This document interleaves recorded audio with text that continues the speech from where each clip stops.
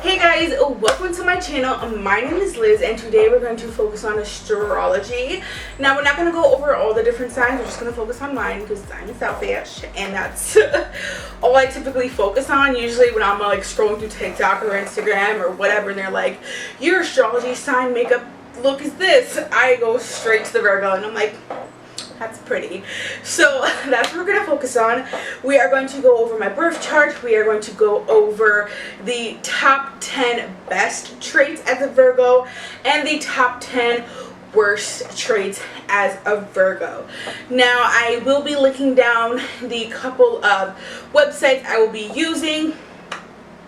So yeah, let's get right into it. So I was born on September 10th, 1997.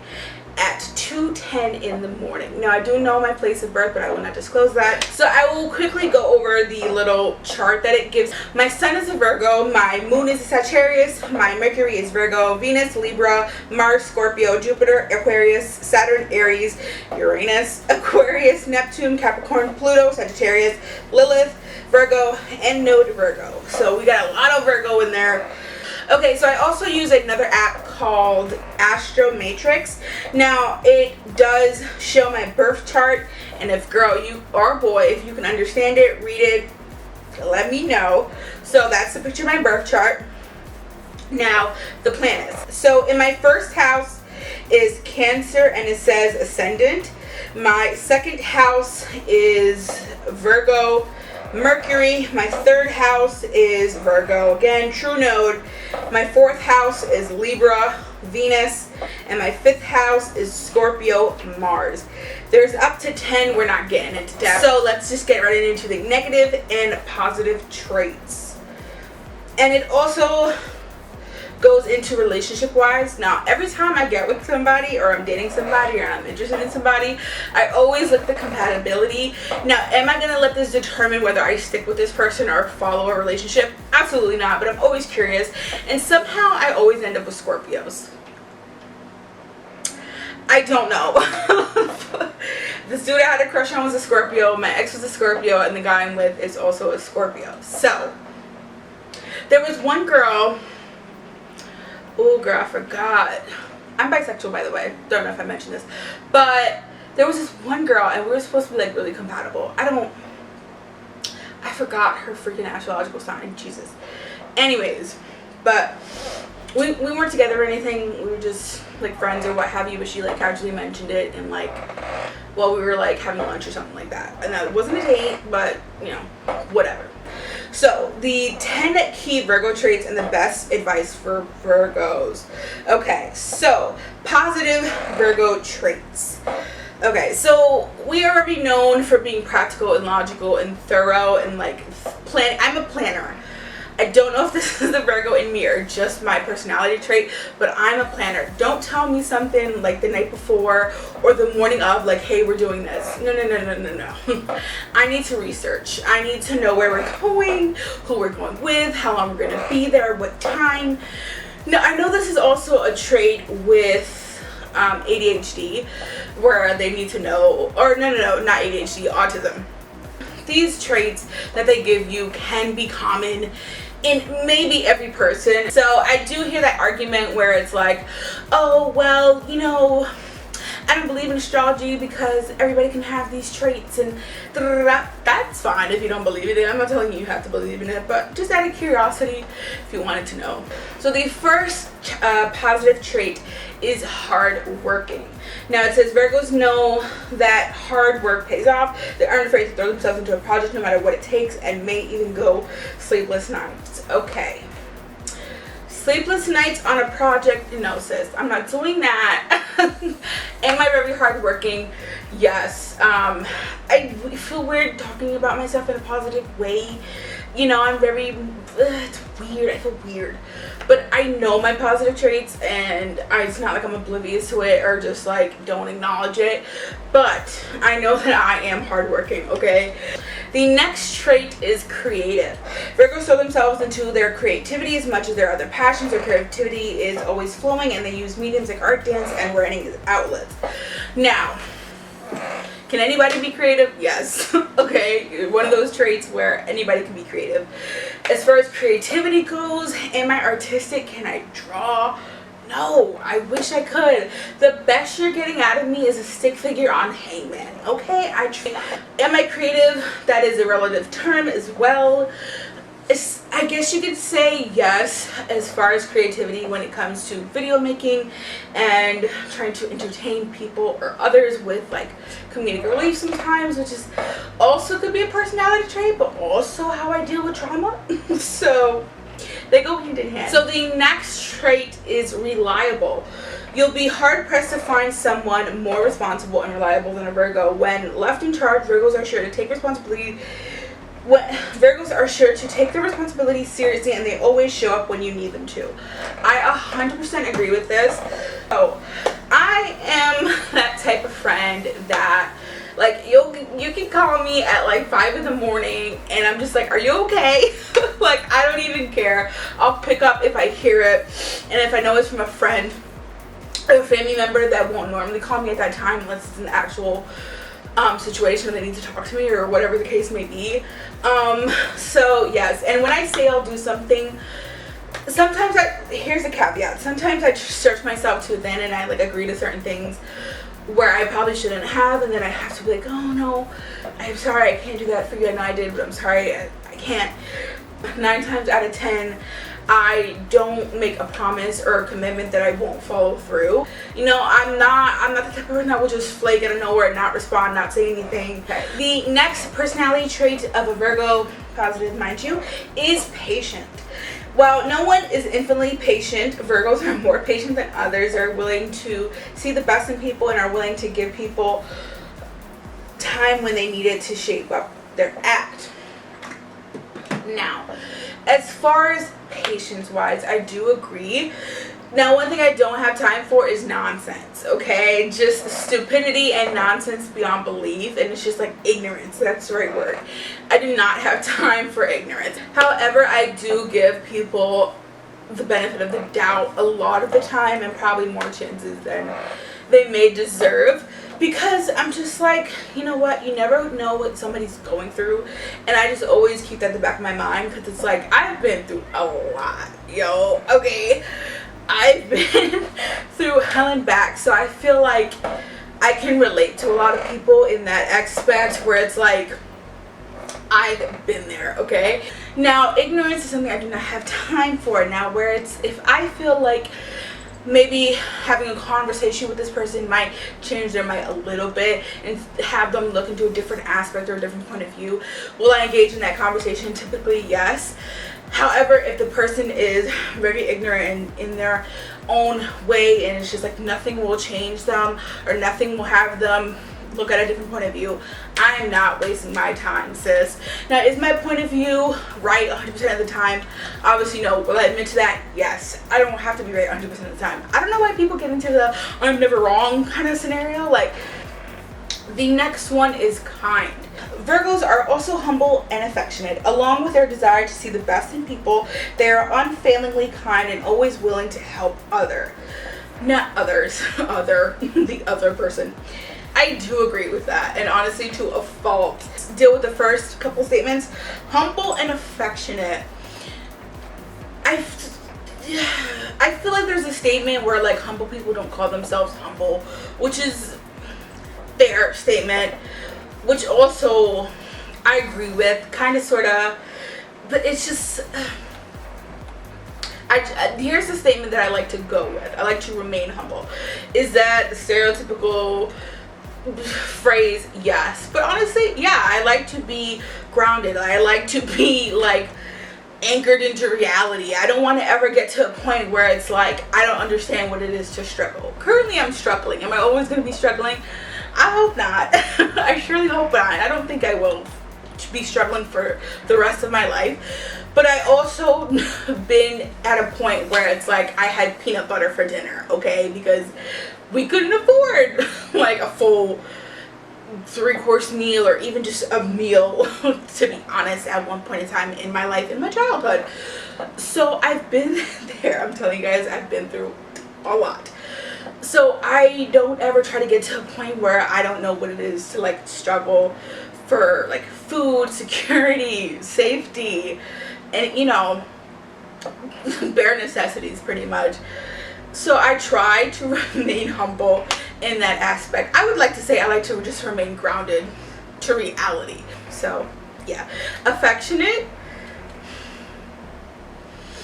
Now, affectionate depends on your definition of affection. Now, everybody has different forms of affection, whether it's physical, examples of closeness, holding hands, hugging, cuddling, what have you. Your definition of affection could be different from mine, vice versa. The way I show my affection is words of affirmation, gifts, physical touch, but on my terms. That's a big asterisk, on my terms. I don't like to be touched just randomly by random people, even sometimes family members coming up behind me or like touching my shoe. I just don't, that's just me. I don't like to be touched. Now my boyfriend on the other hand, that's fine. Like obviously we are very, very close and like we sleep together, we live together. So the second statement goes into desire to see the best in people and always willingness to help others. Again, yes, I love helping people, which is why I initially tried to get into the nursing field, obviously, but didn't work out, which is fine. And I'm still in the medical field helping, which I like to do. I love to help other people, and that's just me. Whether it's friends, families, strangers, that's just who I am. I'm not going to sit here and list every single way I've helped somebody in the past. It's just not how I am. I don't keep tally of like I did this for this person, therefore they have to do this for me. Like I just do it without any expectations in return, because that's just, if you genuinely want to help somebody, I feel like that's the way to go. Like there shouldn't be a tally score of like I've done this, this, and the third. Now here's a caveat. Am I gonna let somebody just run all over me? Maybe. It depends. No, generally no. I always try to keep my boundaries, because being the person that I am and just things I've listed prior in this video and other things just not mentioned, I know some people might see that in me and try to take advantage. So I definitely keep my guards up in that aspect, because I'm not stupid, okay? But has somebody in the past taken advantage and thought they one-upped me? Like, congratulations, you're a shit person. Like, I don't know what to tell you. You're taking advantage of somebody who just genuinely wants to help you. Congrats. I am willing to see the best in people. However, I've been scorned a little one too many times, so there's definitely instances where you have to set boundaries and limitations. Negative traits. Critical. Virgos are hardworking and great at what they do, but these high standards can also make them overly judgmental and critical towards others. I would have to disagree. I'm not going to sit here and disagree with every little negative trait, because am I 100% positive and just like there's nothing wrong with me? Absolutely not. But am I hypercritical of other people? No. I'm hypercritical of myself. So I guess you would say that's a negative trait. You know, where it's like I'm judging but not judging kind of scenario. Like I might judge you a little bit, but that's not gonna like have me look at you a different way or, you know, shade you directly where it's like, oh, you do that, or oh, that's your opinion. Like that's just not me.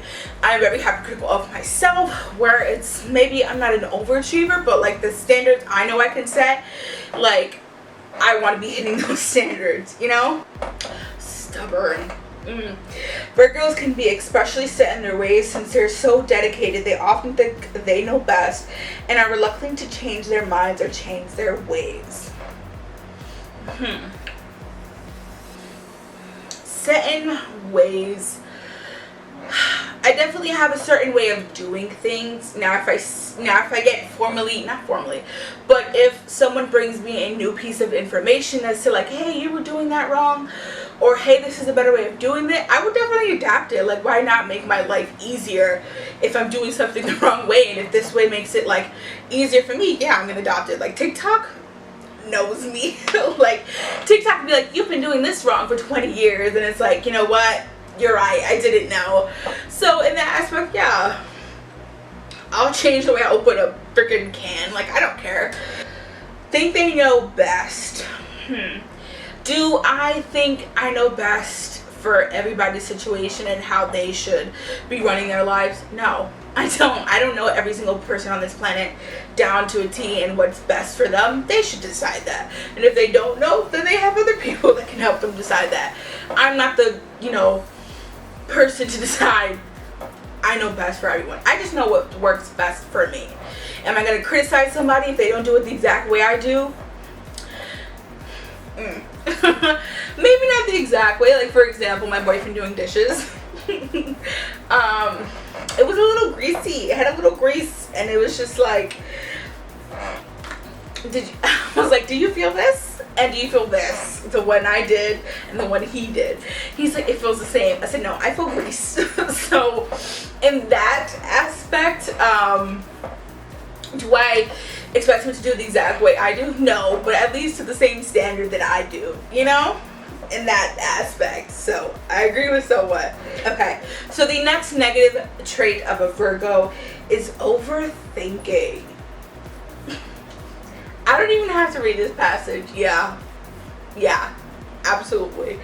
But for those, as critical thinkers, Virgos can also be chronic overthinkers. Their minds are so busy all the time, constantly thinking about things they need to do or how they can get ahead on their next project. This means they also overthink emotions and relationships. Yes, 100% agree. Yeah. The next one is picky. Virgos are pretty set in their ways and not easily convinced to try something new. They also run the risk of being critical about others' choices when they're not the Virgo's first choice. Now, picky can go into different aspects as far as picking your persons or relationships you want to be in, whether it's romantic, friendship, familial. It all depends. Now, can you pick your family? No, but you can pick who do you talk to in your family, honestly.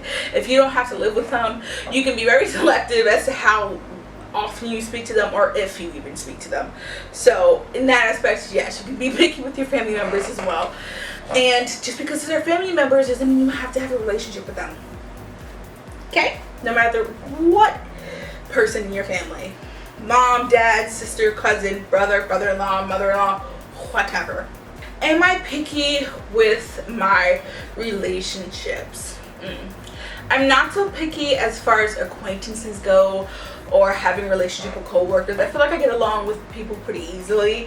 So I'm not picky in that aspect, but I am picky and selective as to who I let into my close circle. Now, I already have my established group of friends that I'm very close to. Does that mean that somebody who is an acquaintance could never be my close personal friend? No. It doesn't mean that, but I'm very selective as to how much information I delta out to certain people. And I'm a very open book. Honestly, I don't really care. Like, if you want to sit there and expose me of this, that, and the third, I'm like, okay, I would have told them regardless. Like, I don't care. Again, being critical of others' choices when it's not my first choice. Critical can it depends on your definition of critical, because I'm not that harsh on people where it's like, oh, well, I wouldn't have done that. How dare you think you could even think that? Like, why would you? No. I would kind of be like, I wouldn't have chose that, but if you like it, that's fine.